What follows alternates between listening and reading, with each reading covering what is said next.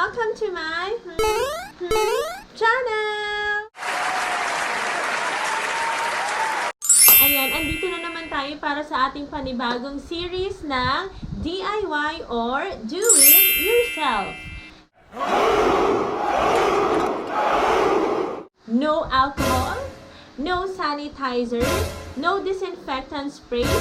Don't worry, ako ang bahala sa inyo dahil ituturo ko kung paano gumawa ng alternative solution ng ating disinfectants. So, let's go!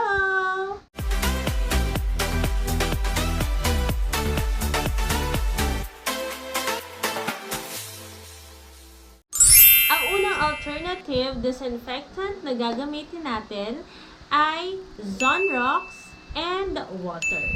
Sa Zonrox, kailangan lang natin ng 2 tablespoons and 1 liter of water. So, imimix mo lang siya sa water. And then, pag nahalo mo na siya, pwede mo na siyang gawing disinfectant sa mga doors, floors, bathrooms, kitchen, and other surfaces para matanggal yung mga viruses and germs.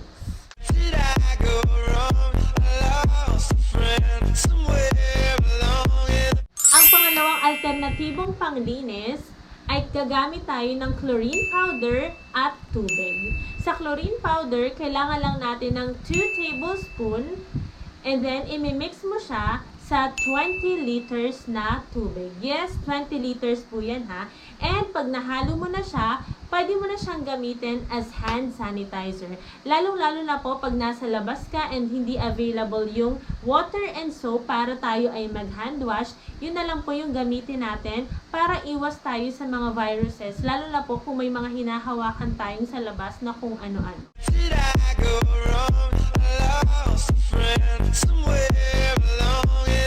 Ang pangatlong alternative disinfectant na gagamitin natin is yung hydrogen peroxide na available sa mga groceries and pharmacies. Kailangan lang natin ng 20 volume of hydrogen peroxide and typical na ginagamit siya sa mga wounds para maiwasan yung pag-grow ng bacteria and para maiwasan din yung infection.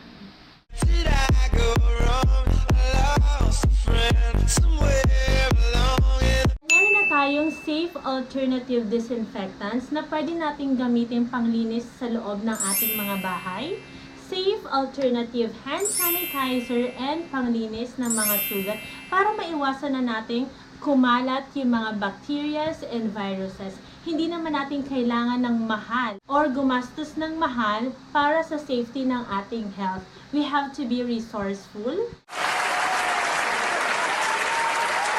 And sa lahat po ng frontliners, saludo kami sa inyo.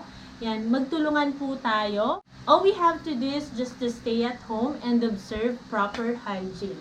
Keep safe everyone and don't forget to pray para matapos na tong pandemic crisis na to and bumalik na tayo sa ating mga normal na buhay.